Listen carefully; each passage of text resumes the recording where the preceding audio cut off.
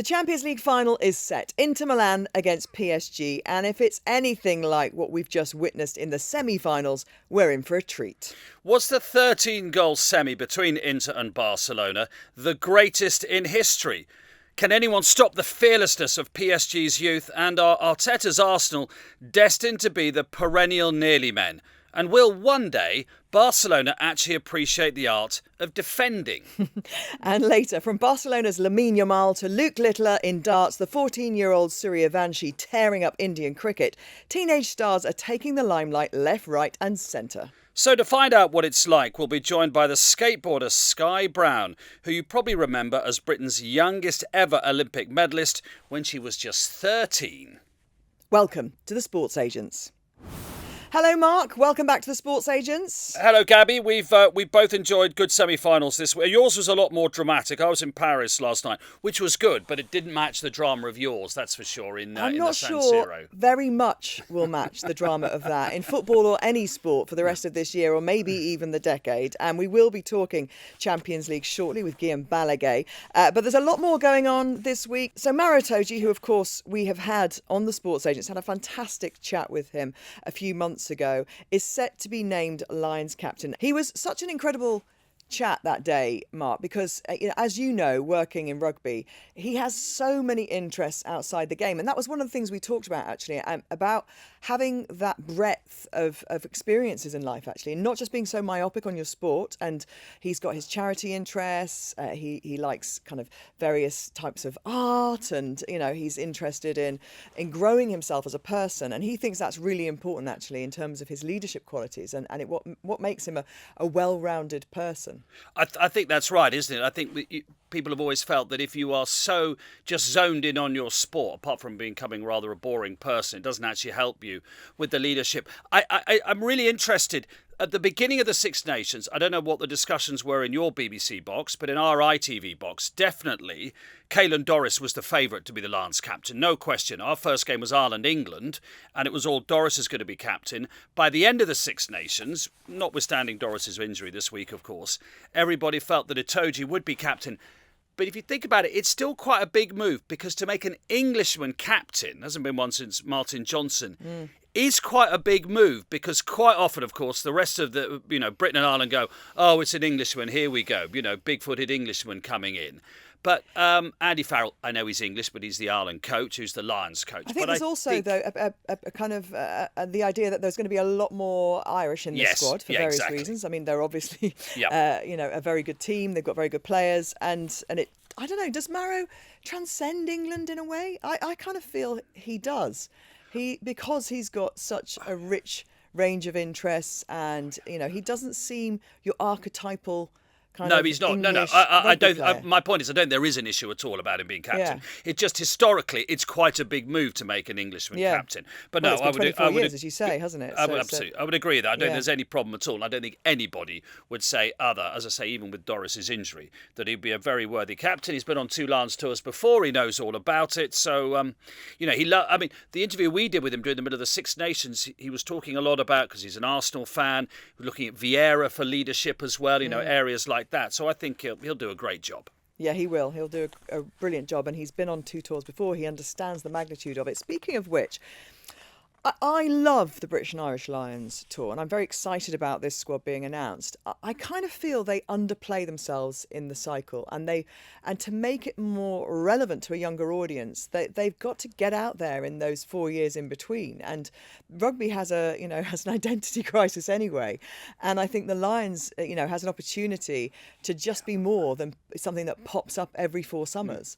Obviously, maybe having kind of a partner on a terrestrial platform might help them, because Sky cover the matches, and that limits your eyeballs, doesn't it? And I know there's been some interesting broadcast partnerships recently in boxing. Obviously, we've seen big fights going on 3 or 4 platforms, including a terrestrial platform, and we saw it when Emma Raducanu won the US Open as well. Suddenly there was a a platform that was free to air to view, and I've heard there might be some highlights appearing on terrestrial, but I feel like they've got to get their message out there a bit wider. Well, I mean, you took the words out of my mouth. A terrestrial partner would transform it, because I think the problem is, you and I and everybody listening to this obviously has got an interest in sport, know about the Lions, but I think people are in a bit denial that everybody knows about the Lions. I don't think they do. It's, people lead busy lives, and particularly because 2 of the 3 tours aren't brilliant time-wise, because they're in Australia and New Zealand. The matches are played at 8, 9, 10, 11 o'clock in the morning. South Africa's much better. I think people are in denial, actually, about just how many people know about the Lions, and I think they could do an awful lot more, and a terrestrial partner would transform it overnight, in my view. They could do an awful lot more to bring it to far more people. Because it is kind of, we often talk to athletes about the Olympic cycle, and that, being fit, being at your peak performance every 4 years takes some doing, and you could just miss out with an injury, or it might not have been your year. And it's the same with the Lions, isn't it? Because you can have a player last season who's smashing it up, who might not make this squad because they've just hit a dip in form at the wrong time. And being a Lion is so special. You can have 70, 80 caps for your country, but never play in a Lions tour. And it still has that huge reverence, doesn't it? Within the the rugby community, making that squad is massive, which is why, the idea that 20-year-old Henry Pollock with his 1 England cap could be in this squad, the Will Greenwood of this tour, if you like, is such an exciting story. Okay, let's talk all things Champions League semi-finals. Guillem is sat next to me. We were in San Siro on Tuesday night for the epic second leg of that encounter. How often are you going to dine on that? No, I'm going to mention it every week. And Mark is in London, hot off the Eurostar from Paris, where he witnessed PSG Arsenal. So should we do it in reverse, Mark, as you come fresh from Parc des Princes, and your take on what was going on there last night? I think, and I know Guillem's got some really good views on this, I think it was Arsenal's season in a microcosm. I think they did a lot right, but the beauty of football, I will never be dissuaded from this, is in its simplicity. There is only one way to win a match. There is only one way to assert your superiority. You have to score. And Arsenal's failing is there for all to see. I was talking to Jan Molby before the game yesterday, who told me that there are 15 teams in the Premier League who have a leading goal scorer with more goals than Arsenal's leading goal scorer. Now, I know Arsenal have had injury problems, but they also haven't signed a centre-forward for 3 years. And it was there for all to see. Having said all that, which is all very true, Donnarumma made, I think, the 2 best saves I've ever seen in the flesh. I was in, Guillem would have been there as well, when Courtois played brilliantly across town when Real beat Liverpool in the final 3 years ago, was it? But honestly, those 2 saves were something else. The first one, Odegaard hit it so hard, and it came through 2 players, and he saved it. The second one, I was right behind it when Saka hit it, and I thought, oh, that's going over the top. They went, no, it's not, it's dipping. And I've said it before, he has got the wingspan of a golden eagle, Donnarumma, hasn't he? It was an incredible save. So Arsenal have got so far, but they have to be backed. The manager has to be backed they have to remodel their entire attack, in my view, to help Saka have a proper centre-forward. Otherwise, we're going to be having the same conversation in 12 months' No point just carrying on sending all those balls into the box. No. All those throw-ins. Balls in. And there's... I mean, they defended brilliantly last night. The energy with PSG last night was incredible. But to Mark's point, Arsenal and Arteta going forwards have got to strengthen. And you reckon 5 players at least? Yeah, 4 or 5 starters, but then you get the 7 that have been missing through injury, and you already got a very good, strong squad. So Mark says that there's only one way to win, but there's more than one way to understand what happened in Paris, I think. PSG, and this has been admitted, as Mikel Arteta said, even though Luis Enrique denied it, the coaching staff of PSG told the coaching staff of Arsenal, you play better to what you try to do. So Arsenal did better what they tried to do, and PSG did not. So from that point of view, you have to say Arsenal played better than PSG.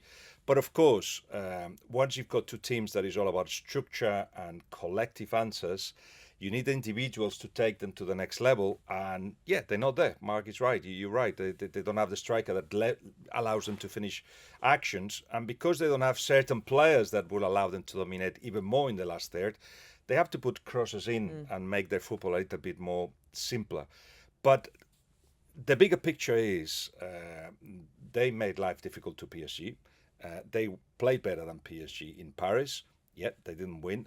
But there is a progression at this club. It's quite clear there's a progression.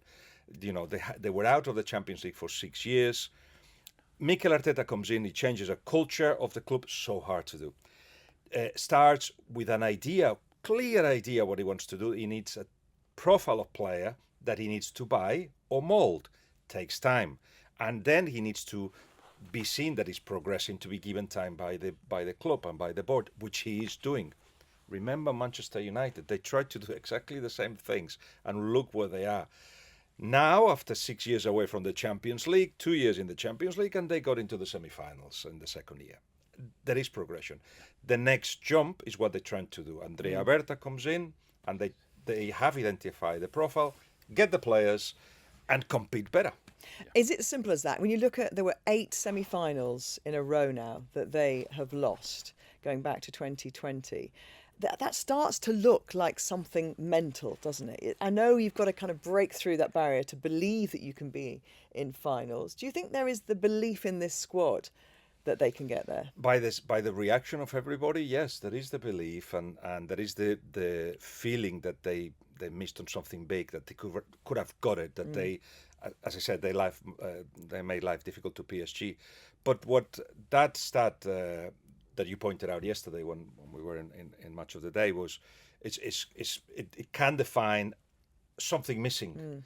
For me, the thing that's missing is, now that they managed to shape the squad to the idea of Mikel Arteta, is those players that can make the difference. So if you look at that team, you think, which are the players that can win you a game when the team is just competing well but not reaching that level? Is Saka, Declan Rice in set pieces, and that's about it, isn't it? Yeah. That's not enough to get to the Champions League final. I don't think it is. And that's why, Guillem, you mentioned Andrea Berta, the new sporting director. He's probably as key as anybody else this summer, isn't he? In identifying, obviously they've got to be able to afford it, those attacking players which can take Arsenal to the next stage. Because for whatever reason, financial or whatever, they didn't do it last summer. They didn't do it in January. And it looks, particularly if you're an Arsenal fan paying a lot of money for your season ticket, that the club gambled in an attacking sense in the last 12 months, and that hasn't worked. Yeah, Mikel Arteta has done his job. He's stabilized the team. The team is stable. You know what they're going to get. You know how they're going to compete. Physically, they were stronger than PSG. You know they've got lots of layers. That's the manager's or the coach job. So to the Mikel out brigade, sorry, but you've got a manager there for a while because he's managed to stable the team. Now the club has to help. And the way that the role of Andrea Berta is explained to me by the club, he's not coming in to be the assistant to Mikel. He comes in at the same level as Mikel Arteta to say, okay, tell me the profile you need. I'm going to get you the player. Obviously, Mikel Arteta will participate. It won't just be the two of them. There'll be 2 or 3 more people involved. But this is the guy that everybody expects to take Arsenal to the next level. Now that they're stable, they need better quality. So that's Arsenal. PSG, we should say, an incredible turnaround in their season. Pre-Christmas, they were one team. Post-Christmas, they are another team. And Dembele, the same. You know, he's a different player from the back end of last year in terms of his goal-scoring prowess. Kvaratskhelia, one of the great January signings of all time. You know, his performances across the last few matches have been amazing.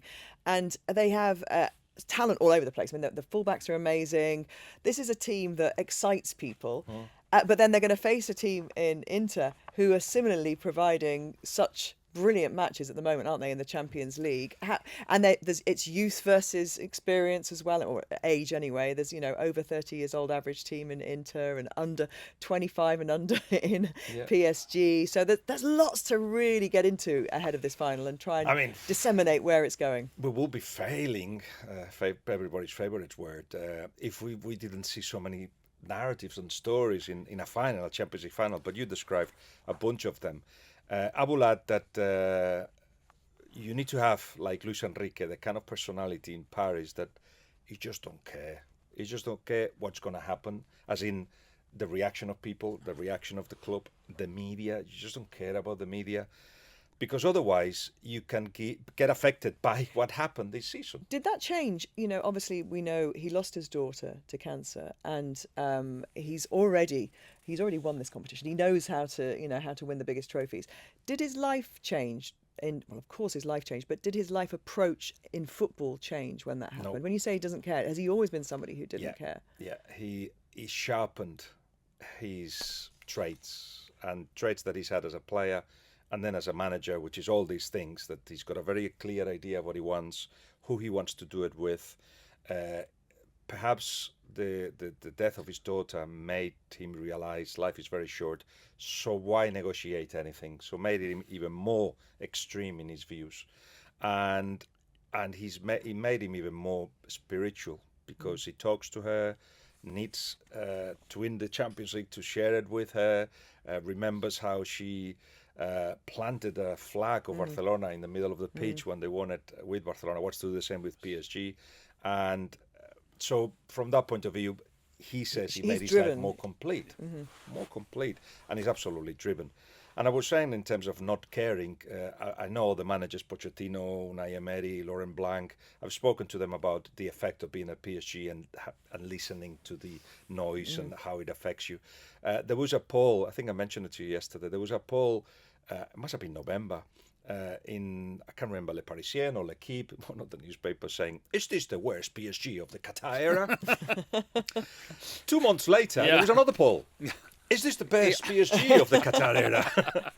So you have to ignore that, and he does. Yeah. He absolutely does. Yeah, and it's doing well. Do you know what's really interesting, Gabby? I've seen PSG half a dozen times this season, and it just underlines what they always say about any team sport, doesn't matter what it is, that the best team is not necessarily made up of the best 11 players. Because I will never forget, Guillem, you were probably there, Man City played PSG about 3 years ago in a group stage, and I was watching Neymar, Messi and Mbappe, and I promise you, they ran back to the halfway line, and it was like there was a wall on halfway. They went, nope, we're not going any further. You lot at the back, you deal with it all. And I could see, I think Donnarumma was in goal, I could see them all almost shouting, going, can you come back and help us, please? Man City quite go, nope, you deal with it. We're dealing with the sharp end. You compare that with what we've seen, Kvaratskhelia getting up and down, doing his defensive work. And I'm thinking, wow, when Enrique said last season, he effectively said, we will be better without Mbappe. Here you are. I mean, fair dues to the man. They are a fantastic team to watch. And they are a team, mostly. That's what he wanted to build. And he had in his first interviews, like, what's going to happen with Neymar, with Berratti? What's going to happen with Messi, with Mbappe? That was the questions that he was putting to the board, to the PSG people. And they said, oh, whatever you want. I said, well, they need to be out. And there was a time where Messi had already decided to go to Inter Miami. And if he had known that Luis Enrique was coming in, he may have thought about staying at PSG a bit longer. What I don't know is that if Luis Enrique would have wanted him to stay longer. I don't want Messi. No, Messi, something you never think you would ever hear a manager say. but it's precisely for the reasons that Mark is pointing out, that he just wanted a team that responded to what Luis Enrique wanted them to do, and that's very clear the case, that this is a structured team, modern team. With everybody has got the responsibilities and obligations. There's a discussion to be had here about how modern most of the teams are in terms of the positional football and all pupils of Pep Guardiola. Certainly, Luis Enrique has taken is one of the best pupils at that, and you require players to do what the manager says, which they are doing at PSG. So that's PSG, and I think they've won a lot of neutrals as well along the way, Mark, in terms of their entertaining style of football, their brand of football. They've been brilliant to watch. They've knocked out 3 Premier League sides, let's not forget, in succession. The Farmers League, eh? Well, and don't forget they beat Man City in the group stage, so that's why it was going. Yeah, I was going to add to that as well. So they've 4 beat out Man of 4. City, and then they've knocked out the other 3 over 2 legs, haven't they? So an impressive run to get to this final, as have Inter Milan, and we've saved the best to last maybe, because those 2 semi-final legs amongst the great Champions League nights. I don't think anybody thought that first leg could be repeated, but it might have surpassed it. Yes, and it's down to a bunch of things. One, the joy of vivre of Barcelona and Hansi Flick and how they go for it no matter what. the fact that they're not mature people, they're just kids that apparently celebrate before a semi-final when you should just be focused and perhaps, if you've gone through different experiences, you take the semi-finals in a different spirit.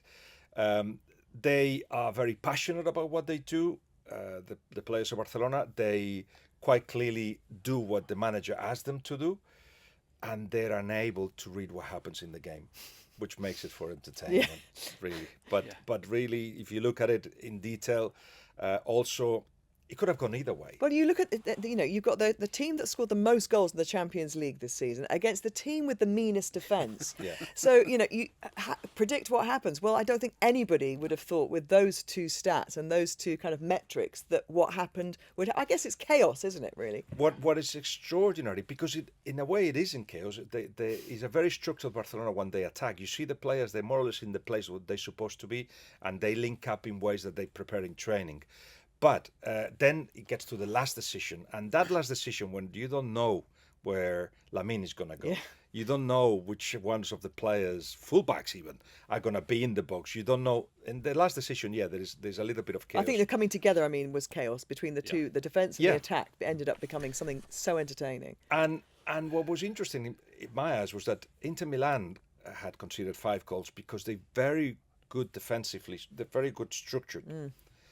But they defended more in numbers than with structure against Barcelona, as in that chaos that is produced by Lamine doing his thing and Rafinha coming inside and the fullbacks doing all those things, made them just completely scared. So they weren't defending logically; they were defending by just getting in front of the ball. So that Barcelona is able to do that against the best defense in the Champions League says a bunch of things. One, that they're very entertaining. 2, that they can do this over and over and over again. So this is not flower of a day. They will just come back stronger from this kind of defeat.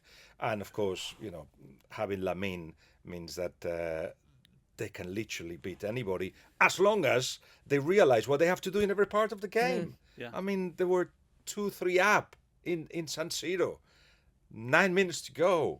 Just take a different approach. Well, that's the question, Guillem, isn't it? Because right at the end, there was a screenshot of a minute to go, and you two would have seen this, obviously you were there, and it looked like they only had 2 defenders back or 3 defenders back, and you are then going, do you want to be a bit more pragmatic here? Because literally, you've got to see out 3 minutes in the Champions League final. They were going for 4-2. Yeah, exactly. Because obviously, I'm not having a go at Yamal for shooting hit the post. I think that's churlish to have a go at him there. But just be a bit more pragmatic and game management there, Guillem. Is that an argument to say to Hansi Flick, look, it's brilliant and we love it, but actually, come on, play the game. With 2 minutes to go. Let's go back to PSG, the ones that actually made it into the Champions League, and we were discussing how the midfielders go forward, and once they recover the ball, how they go, they attack that space. But it wasn't everybody. Every action in which they were able to counterattack, they had 6 players back. They decided that because they were ahead all the time in the tie against Arsenal, they were not going to risk matters. Doesn't make you a worse team. No. Doesn't make you, one that you're not going to go into the heaven of the best teams in the world. It just makes you, as you say, makes you a winning team, Guillem. Makes you a winning team. They have to change that. They have to change that a little bit, that approach. But as you said, Lamine, instead of hitting the post and going out, hits the post and goes in, and we're talking about how brilliant it is to attack all the time. Inside that stadium, inside San Siro, the other night, when they resurrected that tie and managed to get themselves into the final, there is a feeling in that stadium, and you can see it with the players and the manager, that this is their time. They want to assuage those feelings of disappointment and devastation from a couple of years ago, and that it's written in the stars that this group of players who average over 30 years of age, who probably will eventually, in the next 6 or 7 months or so, there's going to be a little bit of a rebuild, isn't there, and a reboot to this squad. This is their time. Yeah, and it must be relief as well after 4 years of this group being put together. A group that the first 11 cost about 125 million euros. So they've done it very, very cleverly, very well. So there was an idea, and Simone Inzaghi was behind that idea, and of course he wins the Scudetto as well on the back of everything else. And it just felt that, as you say, if he wasn't now, that was it. So they picked at the right time. It could have escaped from them, but yeah, that noise that San Siro did, with the coaches, the assistant coaches, just putting their hands in their head and hugging each other. There was happiness, but there was relief, and then the celebration of a team that has gone through a journey that's taken them to the Champions League final again. And they're all still going. All these those two teams are still going on all fronts as well. Domestically, Barcelona were going on 3 fronts, but domestically, Barcelona at the weekend, of course, have got Real Madrid. So they've got to kind of gather their thoughts, gather their emotions, and focus on that, because they're just ahead at the moment. Yes, they spend the 24 hours after the being knocked out by Inter Milan talking about the referee, and it must be a strategy there about just don't kill yourself for having been knocked out. Don't go down. It was somebody else's fault. We'll deal with what happened some other day, because put your head into what's coming next, and what's coming next, of course, is Real Madrid, who have been badly beaten by Barcelona 3 times already this season. And he's at Montjuic, so he's in Barcelona. You will expect Barcelona to kill the season in the league and win it on Sunday. But this Real Madrid that is also saying goodbye to Ancelotti, who's lost the changing room in a way. He doesn't have the authority he had. He talks about this changing room as one of the hardest he's ever had to deal with a clash of, let's simplify it and say clash of egos with players that don't fully give everything for everyone or for the team. This is Real Madrid at the moment, but they can turn into a team that can beat you as well. So intriguing and decisive what's happening on Sunday. Yeah, and I wonder, Mark, whether it's going to be an advantage for PSG that they've already wrapped up their league, and this is it, isn't it? They can focus on the Champions League. It's interesting. I was thinking about this morning on Eurostar, as you do. Quite often, I've felt that the PSG winning the league so easily has counted against them in the latter stages of the Champions League, because let me correct you, Mark. You know what it was, and it has to do with what Luis Enrique is doing. He's created a culture of a team. That's what I was going to say. But they are such a team. That's what I was going to say. They're such a team now. I don't think they had that problem. I think in the past they did, didn't they? They won the league so easily. Oh, we can't just turn it on in the Champions League. But you can see there's such a team ethos now. Players chose when to play. Yeah. Sometimes by contract. Neymar, by contract, could choose when he played away. Wow. So when you have I'm not going to Rennes this week. No. Yeah. So when you have that, you cannot just be competitive all the time, and you cannot pick whenever you want to pick. So it's the old team thing, isn't it? No, I mean, what did the All Blacks say, Gabby? No dickheads. Yeah. Nobody is bigger than that team. No one's bigger than the team. No one's bigger than PSG now, are they? Yeah. But maybe Real Madrid have still got a few issues in that department. Thank you so much. It's been an absolutely brilliant couple of weeks in the Champions League. Let's hope the final lives up to everything that we hope it will. And I'm sure you'll be there. See you in Munich, all of you. Well, it seems that we are surrounded by teenage prodigies in various sports, doesn't it, Mark? And we wanted to bring somebody onto the podcast today who is one of the OGs, and someone who we became obsessed with probably as a 10-year-old. Sky Brown, Britain's youngest ever Olympic medalist, aged just 13. At 16, she's now won 2 Olympic medals. She seems to do everything very early. And so we want to get into the mindset of a teenage prodigy. So Sky Brown, welcome to the Sports Agents. How are you? Hello, thank you for having me. I'm doing good. Thank you. Good. At 10 years old, you became the world's youngest ever professional skateboarder. You were sponsored by Nike. That brings with it so much attention. And I think it's fascinating. Those watching on have a mixture of kind of awe, but also concern, because you're a young person. And how is it for you to handle all of that? But you seem to cruise through that experience. Tell us what it was like on the inside. Yeah, I mean, it was crazy because I was doing what I loved. I was just skating, just having fun and surfing, just doing what I love. And yeah, I felt very crazy. I was just super thankful for everything that I got and all the supporters I've gained through this, and people watching me, looking up to me. I was always very thankful. And yeah, but I was also just doing what I love. So the pressure I didn't really feel. Of course, I wanted to inspire and do better for the people that supported me, but yeah, I mean, it's pretty crazy. Sky, how aware are you that there are so many teenagers like yourself who are doing amazing things in international sport at the moment. I don't know how much you follow other sports, but Lamine Yamal, 17, playing for Barcelona, one of the biggest clubs in the world. Luke Littler, the world darts champion, a 14-year-old. So many teenagers doing extraordinary things. How aware are you of the others and what they're doing? Yeah, I mean, I definitely try to keep up as much as I can. But yeah, I mean, it's so cool to see and it's so inspiring. And, one of my messages is age doesn't matter. And I really feel like, that really just proves it. Well, it does, but it's extraordinary still. Although that we've named those people, it is so unusual because the pressure of high performance and the sports industry, as a whole, it demands a lot, doesn't it? It demands constant success. And I think when you're young, the mental side of the game is really interesting because we hear athletes talk about coming back from disappointment and building resilience. And that only happens over years and years, doesn't it? So when you have your first setback as a really young sports person, when you're 11, 12 years old, I guess the concern is that how you deal with that, because you're not going through normal teenage experiences, are you? So who was helping you? Did you have a sports psychologist, or was it your family who you turned to if things didn't go well for you? Yeah, I guess I'm super lucky with with my family being super supportive and my friends, just the people around me. They really have my back and is just super supportive and super chill. Like, I mean, what I do is not chill, but yeah, they always just had my back and Yeah, gave me good it really advice. doesn't And look chill, does it? It's so no, dangerous what you do.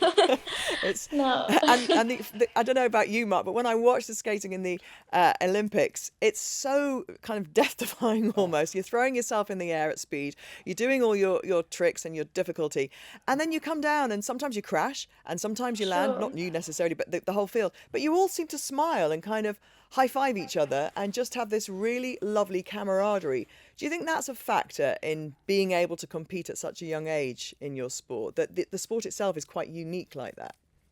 Yeah, for sure. I think, because of the way the skateboarding is, how the community is, it's definitely makes it that much easier to just, having the hard time to get back up and keep going. You have such an amazing community, a good group of friends and people that you just push together with, and it's so fun and you love it. And yeah, I guess that definitely really helps for sure. Sky, one of the great things about the Olympics is that it gives grown-ups like me an excuse to watch sport at lunchtime on a Tuesday and say, I'm working. And when you're watching the skateboarding, we're all screaming. When you go up in the air and you're doing your twists or whatever, that everybody is screaming as you come down and land. And sometimes people don't land properly. Then you scream even more because you're worried they're hurt. Are you aware that you're having that sort of impact? Yeah, for sure. I mean, it's a risk every day. I'm on the Yeah. board. It's risky, but that makes it that much better. The feeling of not knowing you're gonna land it, the feeling of the risk makes it that much better when you actually land the trick and ride away, and this crowd screaming because you made it. Like, that's the best feeling ever. Sky, you're also a brilliant surfer and just missed out on competing in the surfing at the Olympics. And I know it's your aim to do both sports in LA, isn't it? Yes, that's the goal. Two gold medals for Team GB. Yeah, that's the Wow, goal. that's a two gold medals for Team GB. Imagine that in two different sports. And have you worked out? Is the schedule kind of set out that that's possible for you? Yeah, I think so. I mean, I believe whatever is possible, but yeah, the Paris was a bit hard because Chopu and Paris is in Yeah, completely different places, but I yeah. definitely feel LA is possible since they're all going to be in LA. So how do you split the training? It's easy for me, it's a lifestyle. I wake up early, go for a surf, and then go for a skate later, maybe surf again after the skate to cool down. Wow, it Wow. sounds like a blissful life, Yeah, doesn't yeah. it? Sky, are there things that technically and athletically that help both sports, if you see what I mean, skateboarding and surfing? Yeah, for sure. I feel like they both help me with each other. I get, my technical side from skating and then my power and my flow. I feel like I really do get that from my surfing. But yeah, like And the do you go in the airs I gym? totally get from skating.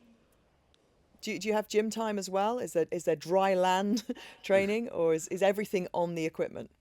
No, I try to get some, training in there, some gym, some. Now I need some more physical therapy stuff. But yeah, I mean, mostly I am on my Hang on. board, What is but the 16-year-old body? Is the 16-year-old body taking starting to age, Yeah, starting to creep? taking a Give us a pounding. for sure I'm feeling it these days. But yeah, it's these part of it. days. Skateboarding, so I mean, skateboarding especially is pretty high impact and quite harsh on the body, so gotta take care of it.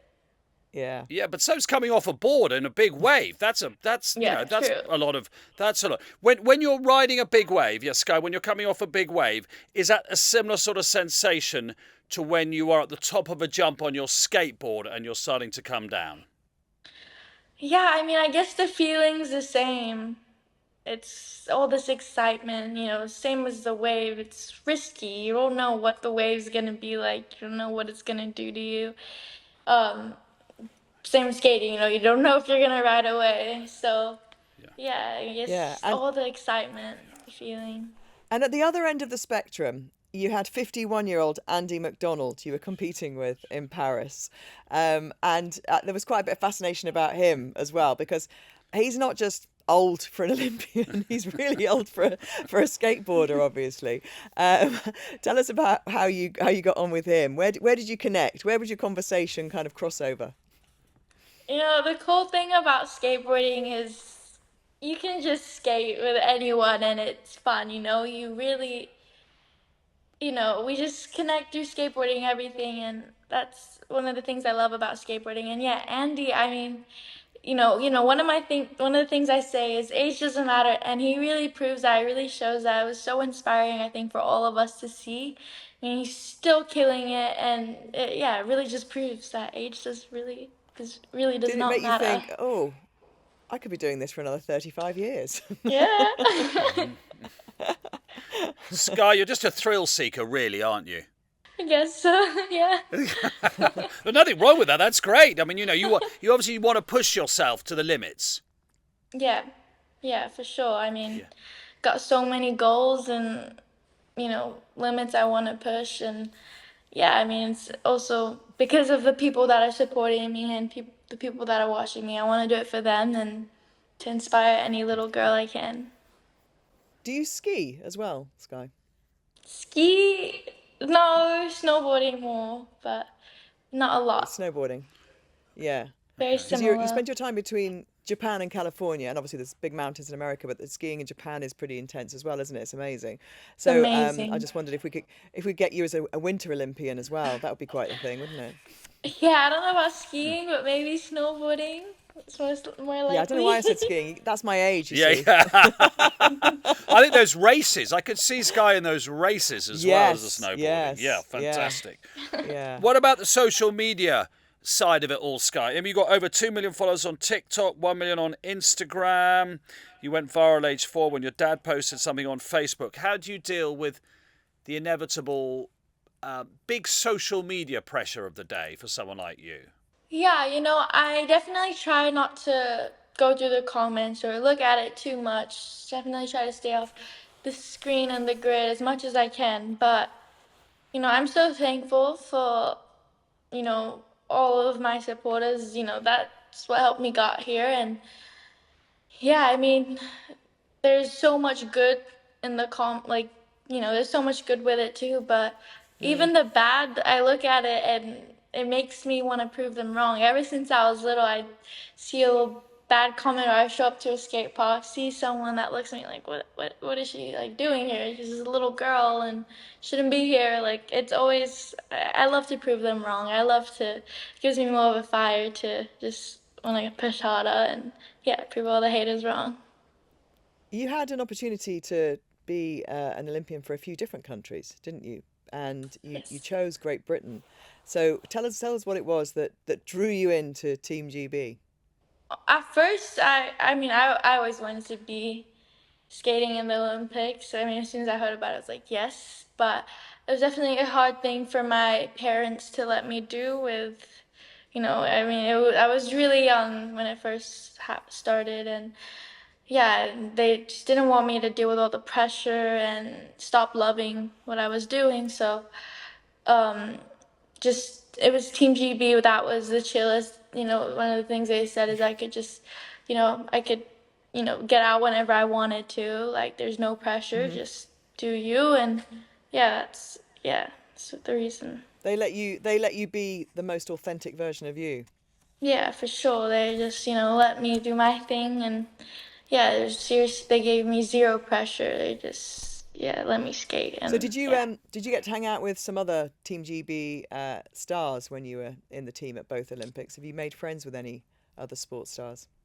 Yeah, I mean, I got to meet like Dina, Asha Smith, honestly, so many, like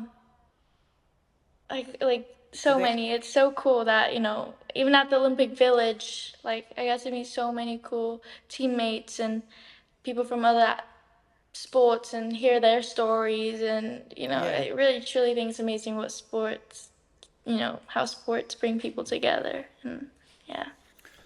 Sky, there's still not enough girls doing skateboarding from your experience. I think so. I think that could be more for sure. Yeah, I mean, and then I feel like sometimes girls are scared to do what they want to do because there are a lot of guys. This is still a very male dominated sport, and yeah, I've always wanted to change that. I wanted to be, I always thought girls can do whatever boys can do or better, and yeah. You do, of course, as Mark mentioned before, occasionally don't land the moves that you want, and that brings with it great risk. And you've had some pretty awful falls, haven't you? One in particular where you fractured your skull, you've broken your left arm and wrist, and had lacerations to your heart and lungs. I mean, this, you sound like a jump jockey. Those kinds of injuries that we would expect them to sustain, they're really serious. As a parent, I would feel, very conflicted, I guess, thinking, oh, go back into this sport. But I know, what children are like, and they're very forceful, and they have their passion for their sport and they want to do it. How do your parents deal with the risks that you put yourself in front of every time you go out there? Yeah, that accident was definitely very hard on them. I mean, every accident, it's not easy, especially skateboarding and surfing, it's not easy to go watch your kid do that. And yeah, I mean, especially after the accident, you're like, oh, maybe we should go dance, do something else, like, but, I fell in love with it, and, one accident's not, or that's nothing's gonna stop me from doing what I love, and yeah, but they understand that, I guess it is hard, but yeah, I'm glad that they are super supportive and thankful. Did it ever But yeah, cross your mind after that accident? Did it ever cross your mind that no. it was no? No, as soon as it happened, I was like, I just can't wait to get on my board. And Well, when I was in that bed, I was like, oh, what could I do next? Like, yeah. well, I think that's the thing, Sky, isn't it? Because Gabby mentioned jump jockeys, horse racing. If you start to think about it, that's the beginning of the end of doing it, isn't it? Yeah, for sure. Yeah, you're doing it because you absolutely love Yeah. it, clearly, and you've got Yeah. so much passion for your sport. And I know you've got a passion to connect and to bring, young people into a life of sport, whatever it is, and to keep moving and keep being a positive role model. I think, Mark, you've read Sky's book as well, haven't you? Yes, well, I was doing the Sports Book Awards last week, hosting them. Sky, and your book won, and you sent us a video. So you wrote a book, didn't you, for kids about skateboarding? Yeah. Oh, thank Yeah. you for reading it. Yeah, I did. One of my things about like doing all this stuff is just to, spread a good story and spread a message as much as I can, a good message as much as I can, positivity. So, yeah, I thought a book was an amazing way, and yeah, it came true. Well, you're an incredible young woman because not only are you brilliant and enjoy what you do, you're incredibly professional as well. I met you for the first time when you came on Sports Personality of the Year about 4 years ago, and you had to rehearse all your tricks in the studio, and you just the way you approach everything, you have a really professional and lovely manner around you as well. So it's clear seeing you up close that this is something, that you're driven, Sky, and you have such passion and exuberance for. So thank you so much for sharing a little bit of your backstory, albeit not very long. Thank you, for Sky. having me. Thank you. So 5 kilograms of dried fish for a ticket to a Europa League semi-final against Tottenham. Is that a fair deal, do you think? Well, it's not just any old dried fish, is it? I see it's a Norwegian delicacy. It's worth 182 quid. Bokna fish, a type of cod that is hung and dried. Well, you know what they say, Gabby. What is the value of something? What someone's prepared to pay for it. Absolutely. And someone else offered 5 kilograms of reindeer meat for a ticket. Yeah, that well. would be worth 182 quid, I don't think. That's for Oh, that's you know for your sure. price of your reindeer meat, do you? You're up on that. I'm loving seeing, like, I've been watching, Sky and things, and seeing the reporters there doing as they do a 3-day build up to something, and they're all wearing like huge jackets with big fur collar. I mean, it's still pretty cold up there, I think. Well, the rest of us have kind of been enjoying a little bit of sunshine in Europe for these Champions League semi-finals. It's going to be a test. Is it going to be an icy test for Spurs, though? Are they going to get through it? Are they going to? Spurs fans, of course, think they're going to throw it away. They are. Once the Tottenham fans have enjoyed, understandably, because football is so much rival with this Schadenfreude of Arsenal going out. They are so terrified they're about to do the ultimate in Spursy, aren't they? That they're going to lose away in the Arctic Circle on a plastic pitch in front of fans who've bought or sold tickets for reindeer meat and dried fish. I mean, they are terrified of it. And actually, you wouldn't put your house on Tottenham going through, really, would you? No, I'm a bit more confident for Manchester United. Yeah. In terms of tickets and trades, when I was 18, I went to the Barcelona Olympics as a fan. Actually, I've just turned 19, and my sister's boyfriend was the British gymnastics captain, so he was competing in his 3rd Olympic Games. So he used to get tickets offered to him every day in the village. You could, as an athlete, you get some tickets, and he would give us tickets for things. I went to see boxing and did various other sports that I kind of had not necessarily gone there to see. I was desperate to watch Linford Christie in the 100-metre final. And one day he said to me, look, I've got some basketball tickets. And they were the women's basketball. But if you remember, 92 was the dream team in Barcelona, the US dream team. Yeah. And so I had these 4 tickets, and this American guy, had some athletics tickets just outside the stadium. I said, I've got basketball tickets. And of course, he assumed they were the dream team. So we did the trade. I handed over my 4 tickets. He handed me 1 ticket. And that's the currency was like 100-metre final ticket. And then I sprinted about as fast as Linford Christie away from him before he had the chance to work out that he was. I'm sure he had a great day, but Yeah. he didn't go and see the NBA All-Stars. Before he saw the word women's on the ticket, you'd gone. Which, by the way, as a great advocate of women's sport, I'm Yes. sure he had a lovely day. But I to this day can picture his face when he kind of turned it over and went, "Hang on a minute." Very canny of you, Gabby. Very canny. Okay, get in touch with us on socials or via email at thesportsagents@global.com. Of course, I got to see Linford Christie win a gold medal. Remember, you can catch up with all episodes of The Sports Agents on Global Player or wherever you get your podcasts. Hit subscribe or follow, and make sure you leave a review. Thanks for listening. The Sports Agents. With Gabby Logan and Mark Chapman.